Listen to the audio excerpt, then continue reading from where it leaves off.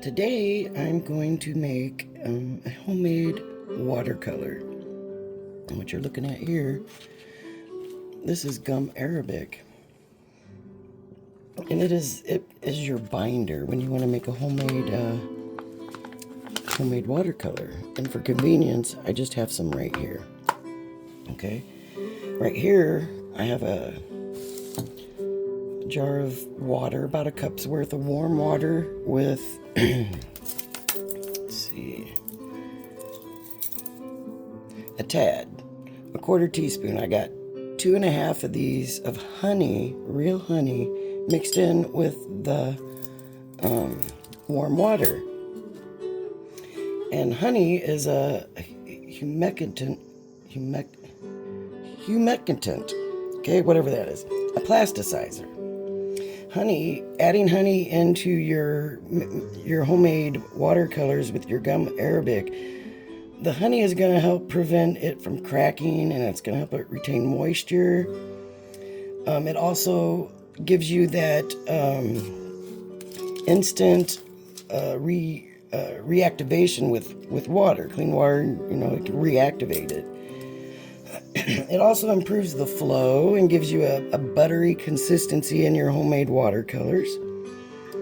And it also acts as a preservative and keeps it from your watercolors from spoiling or drying out. So that's what I'm gonna do, is make a watercolor. And I'm using a quarter teaspoon, and I'm gonna use 2 of these of the gum arabic.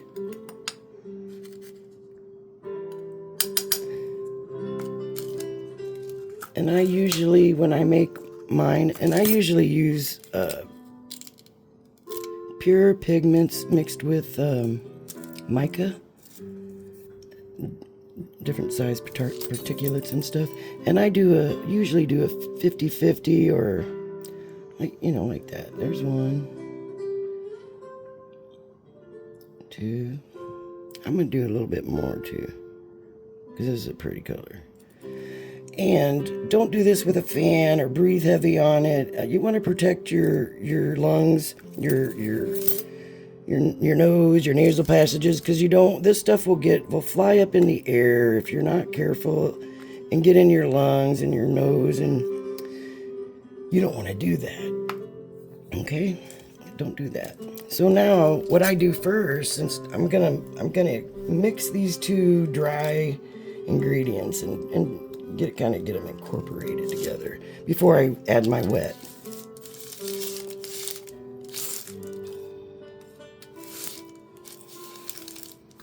And that the white of the gum arabic, you won't see that. Once it gets wet and mixes, you won't see that. It's just a binder.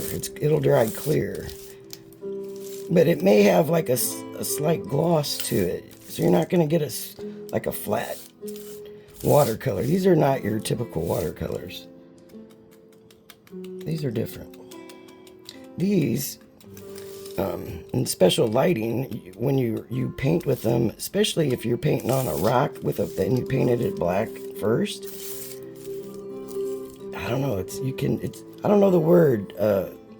One artist calls it sizzling. While it's wet, as you apply the paint and it's wet, and it's like it's alive and it moves and it's dancing and dazzling, and it's pretty cool. And then it's kind of sets in place and settles down. Okay, so then I like to, let me get that mixed a little bit more. Make a little hole for the water. And this is intuitive here, because I don't really measure. It's going to need more than that, but I want to start incorporating it. Look at that color, isn't that pretty? And I'm going to add a little bit more there.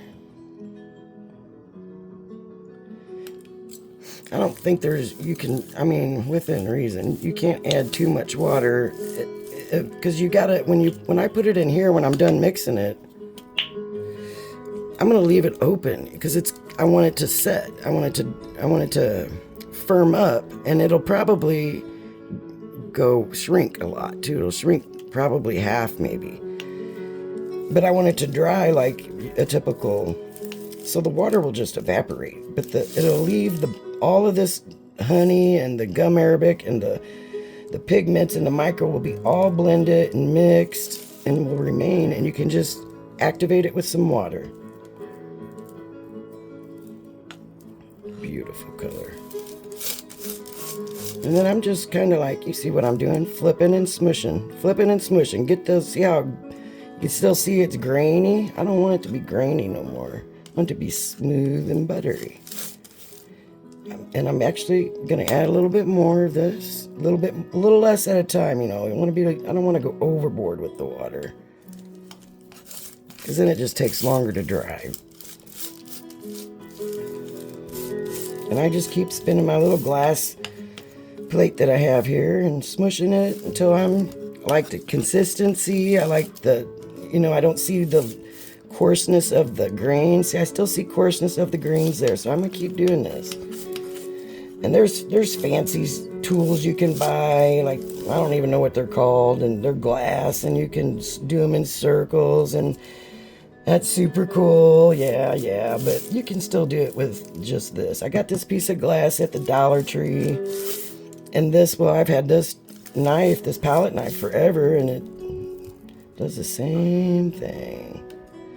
But I do like a little bougie too now and again. Who doesn't? Especially if it's art tools. I collect art, antique stuff too. Love them. And I still use them. I didn't collect them to grow dust. I want to use that stuff. I've got an old ebony pencil. I don't even think they make it. I got 2 of them from back in the 80s when I took art in high school. And I still use it.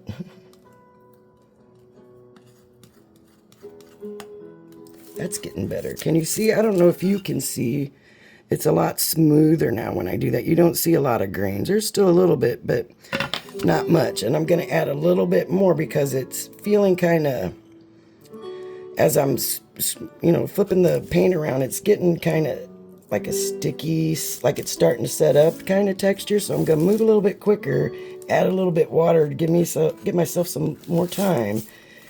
And flip this around a little bit and smush, scrape, float, it's just a repeat. And get that dopamine in your eyes going at the color, and man, it's so pretty. I don't know if the sparkle picks up from the mica or not on the camera, but in real life, my goodness, gorgeous. Had I known this years ago, how easy it was to make your own homemade paint, because I don't just make watercolors. I can make enamel, acrylics. I took some charcoal and made it into a watercolor, and it's still currently drying. It's still tacky. I did that yesterday. Okay, I'm liking that. So I'm gonna kind of scrape it all in the middle as best I can. So I'm gonna start scooping it up here in a minute and just coating it in there, putting that in that little container to hold it. I got this container, I think it was a 12-pack at Michael's, and they're perfect for holding these little paints. And these paints this one paint right here, plus some more, I'm hoping it's going to make its way to the country of Israel, to a good artist friend. And this is one of her favorite colors.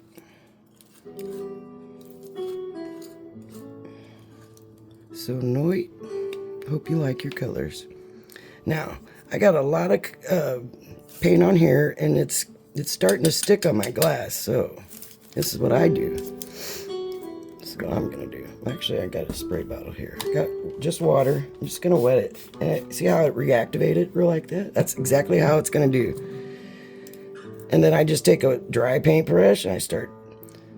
Now what's on here, I'll usually start putting it in a palette, and then I'll just work with that while it's there, and you know, play with that color for a while.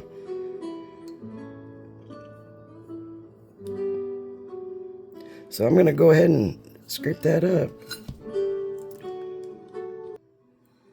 Okay, I got that all cleaned up.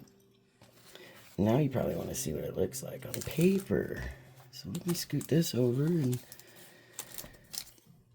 I got a little bit saved on my palette here, and then I'll just kind of move it around. Hopefully you can see some of that crystals or the mica sparkling. And I'll wet my brush here, and I'll just go right in there. You see how it's kind of, the thickness of it, it's kind of thick. These are 2 colors I made yesterday. And then I'll take that and also put it up here on some black.